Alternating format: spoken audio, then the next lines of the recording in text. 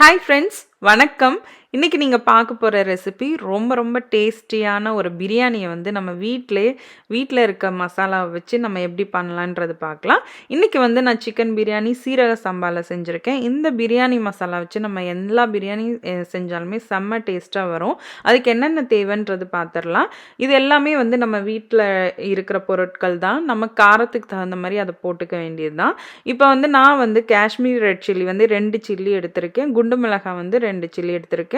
அதுக்கப்புறம் மஞ்சத்தூள், மல்லி, சோம்பு, சீரகம், மிளகு, அதுக்கப்புறம் ஹோல் கரம் மசாலாவில் நம்மக்கிட்ட என்ன இருக்கோ அதை எடுத்துக்கலாம். பட்டை, கிராம்பு, லவங்கம், ஏலக்காய் இதெல்லாமே.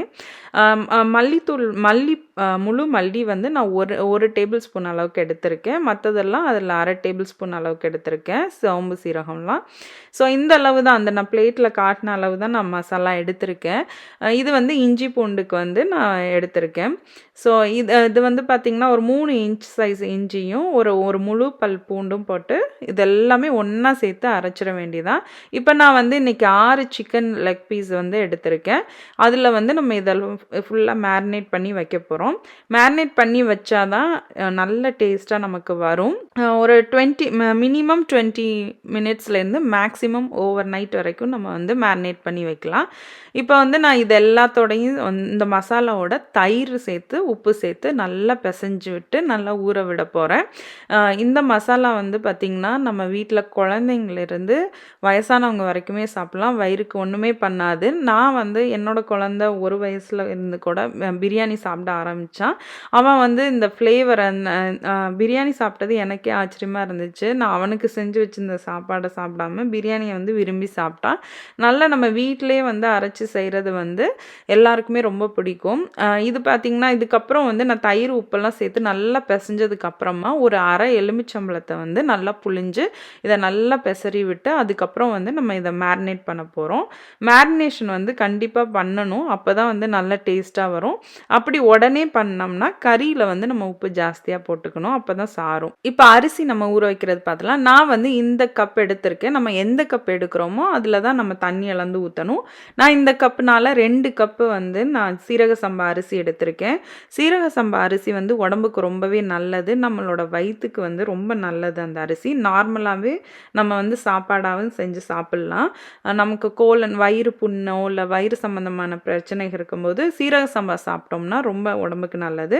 இப்போ நான் வந்து 2 கப்பு அரிசி எடுத்திருக்கேன். 4 கப்பு தண்ணி ஊற்றி ஊற வச்சிடுறேன். நான் ஊற வைக்கும் போதே அளந்து 4 கப் அளவுக்கு தண்ணி ஊற வச்சுட்டேன். தண்ணி அளவு அவ்வளோதான் நமக்கு. அதுக்கப்புறம் பார்த்திங்கன்னா நான் வெங்காயம் நல்லா நீளமாக வந்து 2 பெரிய வெங்காயம் வெட்டி வச்சுருக்கேன். அதுக்கப்புறம் ஒரு தக்காளி வெட்டி வச்சுருக்கேன்.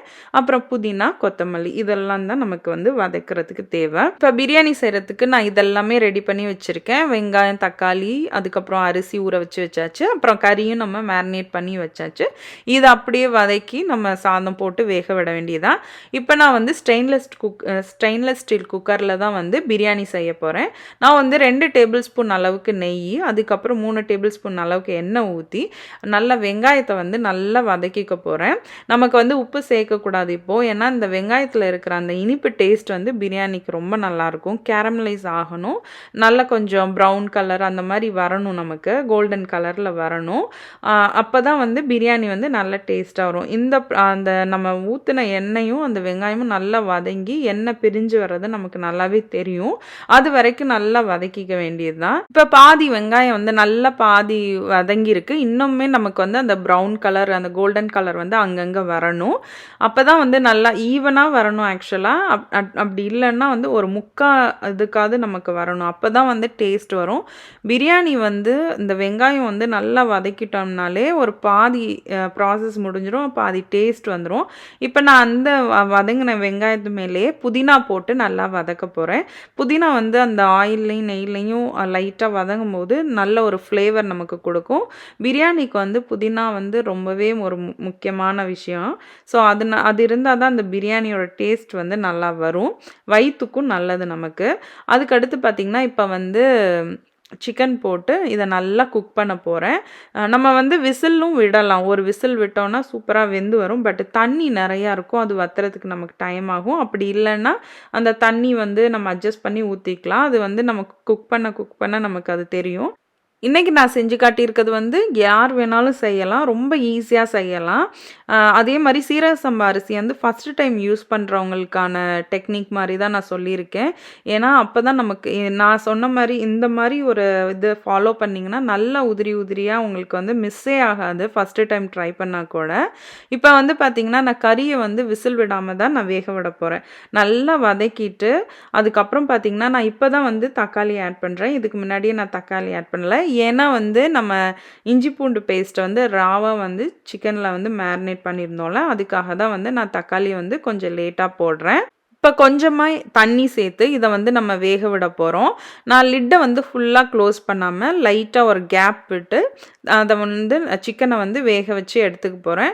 நல்லா வந்து நமக்கு ஒரு 3/4 வேக்காடாவது நல்லா வேகணும். அப்பதான் வந்து நமக்கு அந்த சிக்கன்ல வந்து மசாலாவும் நல்லா சாரும்.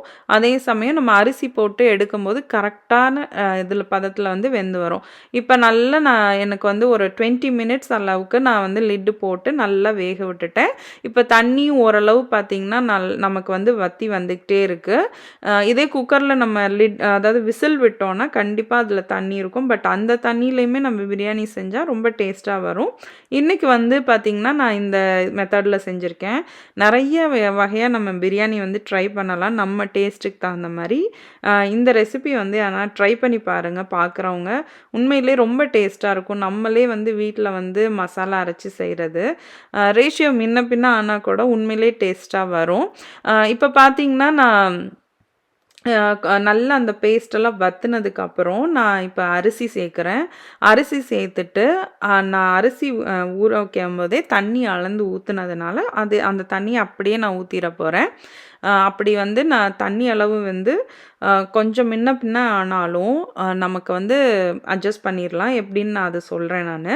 இப்ப பார்த்தீங்கன்னா, தண்ணிய வந்து ஊத்திட்டு, நான் வந்து கொத்தமல்லி போட்டு, ஃபர்ஸ்ட்டு கொஞ்சம் கொத்தமல்லி இப்ப ஆட் பண்ணிருவேன். அப்புறம் லாஸ்ட்டா கொஞ்சம் ஆட் பண்ணுவேன்.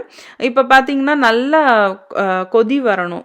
நம்ம அரிசியெல்லாம் சேர்த்து எல்லாத்தையும் நல்லா மிக்ஸ் பண்ணி விட்டுருங்க. மிக்ஸ் பண்ணி விட்டுட்டு, மீடியம் டூ ஹை ஃப்ளேம்ல வச்சுட்டிங்கன்னா, அடி பிடிக்காது. ஏன்னா தண்ணி இருக்கனால அடி பிடிக்காது. நல்லா கொதி வரணும். அது வரைக்கும் நம்ம வெயிட் பண்ண வேண்டியதுதான். அரிசி நம்ம சேர்த்தோனே பார்த்தீங்கன்னா, இந்த டைமிங் வந்து நம்ம பக்கத்திலேயே இருந்து ப்ராப்பரா செஞ்சோம்னா, நமக்கு மிஸ்ஸே ஆகாது. இப்ப நல்லா கொதி வருது. கொதி வர ஆரம்பிக்கும்போது, நல்லா ஒரு கிண்டு கிண்டிட்டு, திரும்ப நல்லா கொதிக்கணும். ஏன்னா, இப்ப நம்ம தண்ணி வந்து சப்போஸ் இந்த டயத்துல கொஞ்சம் ஜாஸ்தி ஊத்தியிருந்தா கூட, இப்படி வத்த விடும்போது நமக்கு அந்த தண்ணி வந்து அட்ஜஸ்ட் ஆயிடும். இப்ப பார்த்தீங்கன்னா, நம்ம இந்த தண்ணி இருக்கிற வரைக்கும் நம்ம கரண்டி போட்டு கிண்டுனா அரிசி ஒண்ணுமே ஆகாது. இப்ப நல்லா தண்ணி அப்சர்வ் ஆகணும். நான் இப்ப கிண்டும்போதே நீங்க கவனிச்சுட்டே வந்தீங்கன்னா, அந்த தண்ணி அரிசி வந்து அந்த தண்ணி இழுத்து இழுத்து கொஞ்சம் கொஞ்சமா வந்து அந்த தண்ணியோட அளவு கம்மியாயிட்டே வரும். இன்னும் கொஞ்சம் இந்த இன்னும் ஒரு கொதி வந்துட்டு நம்ம கரெக்ட்டா இருக்கும். அப்ப இல்ல தம் போட்டோம்னா. இப்ப வந்து நல்லா கொதி வருது. நல்லா கொஞ்சம் நம்ம கிண்டிட்டே இருக்க வேண்டியதான். இந்த இந்த ஸ்டேஜ்ல வந்து நம்ம கொஞ்சம் கவனிச்சு நம்ம பண்ணோம்னா, சூப்பரா வரும். ஒரு சில பேர் வந்து எலுமிச்சம்பழ சாற வந்து இந்த ஸ்டேஜ்ல ஊத்துவாங்க. அப்ப வந்து நமக்கு அந்த குக்கிங் ப்ராசஸ வந்து மாத்தி விடும். அதனால வந்து நம்ம செஞ்சு முடிச்சுட்டு எண்டுல ஒண்ணு ஊத்தணும். இல்லன்னா வந்து நம்ம கறியோட மேரினேட் பண்ணணும். அப்பதான் வந்து லெமன் ஜூஸ் வந்து நம்ம ஆட் பண்ணணும். இப்ப வந்து பார்த்தீங்கன்னா, இந்த அரிசி வந்து பார்த்தாலே தெரியும். தண்ணியெல்லாம் நல்லா அப்சர்வ் ஆயிடுச்சு. இந்த ஸ்டேஜ்ல வந்து நம்ம வந்து இப்ப விசில் போட்டு நம்ம தம் வைக்க போறோம். பிரஷர் குக்கர்ல வந்து தம் வைக்கும்போது நமக்கு ப்ராப்பரா வரும். ஆக்சுவலா வந்து நம்ம வந்து லிட்டு போட்டு அது மேல வந்து சுடுதண்ணி வைப்பாங்க வெயிட்டுக்காக. அந்த மாரி இல்லாம நம்ம குக்கர்ல செய்றது சூப்பரா வரும். 20 மினிட்ஸ்க்கு அப்புறம் வந்து ரெடி ஆகும். இப்ப நான் வந்து என்ன பண்றேன்னா, ஒரு விசில் போட்டு மூடி வச்சதுக்கப்புறம் ஒரு 5 மினிட்ஸ்ல வந்து நான் என்ன பண்றேன்னா, இந்த டைம் வந்து கண்டிப்பா நம்ம பார்த்து பண்ணணும். டைமிங் வந்து இதுல ரொம்ப முக்கியம். 5 மினிட்ஸ்க்கு அப்புறம் கீழ இருக்க அரிசிய வந்து மேலயும், மேல இருக்கிறத கீழயும் நம்ம மிக்ஸ் பண்ணிட்டு, மிக்ஸ் பண்ணும்போது ரொம்ப அப்படியே கொல கொலன்னு கிண்டிடக்கூடாது. அப்படியே மெதுவா எடுத்து விடணும். அப்புறம் திரும்ப லிட்டு போட்டு நான் இன்னொரு ஒரு 5 மினிட்ஸ் வந்து அதே மாரி பண்ண போறேன். தம் விட போறேன். நம்ம வந்து இதுக்கப்புறம் வந்து கரண்டிய வந்து நம்ம போட்டு யூஸ் பண்ணும்போது கடகடன்னு கிண்டவே கூடாது. சீரக சம்பா ஃபுல்லா கொழஞ்சிரும். நம்ம அப்படியே மேலே ஜென்டிலா எடுத்து விடணும். இப்ப எனக்கு இப்ப வந்து டோட்டலா 10 மினிட்ஸ் ஆயிருக்கு. இப்ப திரும்ப வந்து நான் என்ன பண்றேன்னா, கீழே இருக்க அரிசியை மேலேயும் மேலே இருக்க அரிசியை கீழேயும் எடுத்து விடுறேன். எடுத்து விட்டுட்டு திரும்ப லிட்டு போட்டு இப்போ நான் என்ன பண்ணுறேன்னா ஆஃப் பண்ணிடுவேன். லிட்டு போட்டு ஸோ 10 மினிட்ஸ் மட்டும்தான் நம்ம வந்து அடுப்பை ஆன் பண்ணி வச்சுருக்கோம். அடுத்த 10 மினிட்ஸ்க்கு வந்து அடுப்பை ஆஃப் பண்ணி வச்சு நம்ம லிட்டு போட்டுற வேண்டியதான். இந்த மாதிரி செய்யும்போது பார்த்திங்கன்னா சூப்பராக வந்து நமக்கு வந்து ரெடி ஆகிடும். உங்களுக்கு வந்து மிஸ்ஸே ஆகாது. இப்போ நான் திரும்பவும் வந்து மிக்ஸ் பண்ணி விடுறேன்.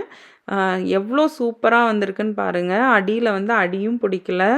நமக்கு எல்லா ரைஸுமே ஈவனா குக் ஆகி சூப்பரா வரும். உதிரி உதிரியா இருக்கும். இதில் ஒண்ணே ஒரு என்னன்னா, கரண்டிய போட்டு நம்ம கடகடன்னு கிண்டக்கூடாது. தண்ணி வந்து நம்ம போட்டு தம் வச்சதுக்கப்புறம். இப்போ ரெடி ஆயிடுச்சு. திரும்ப ஆறுனதுக்கப்புறம் நம்ம எவ்வளோ கிண்டினாலும் அது திரும்பவும் ஒன்றும் ஆகாது. சூடாக இருக்கும்போது கிண்டிடக்கூடாது. ரொம்ப டேஸ்ட்டாக இருக்கும். இந்த மாதிரி நம்ம வீட்டில் ஹோம்மேட் மசாலா அரைச்சு செய்கிறது. செஞ்சு பாருங்க. செஞ்சு பார்த்துட்டு எப்படி இருந்துச்சுன்னு எனக்கு கமெண்ட்டில் சொல்லுங்கள். இன்றைக்கி வந்து பாயில்டு எக்கோடையும் கேரட் ரைத்தா கூடயும் இந்த பிரியாணி நான் டேஸ்ட் பண்ண போகிறோம். நீங்களும் அதை செஞ்சு பாருங்கள்.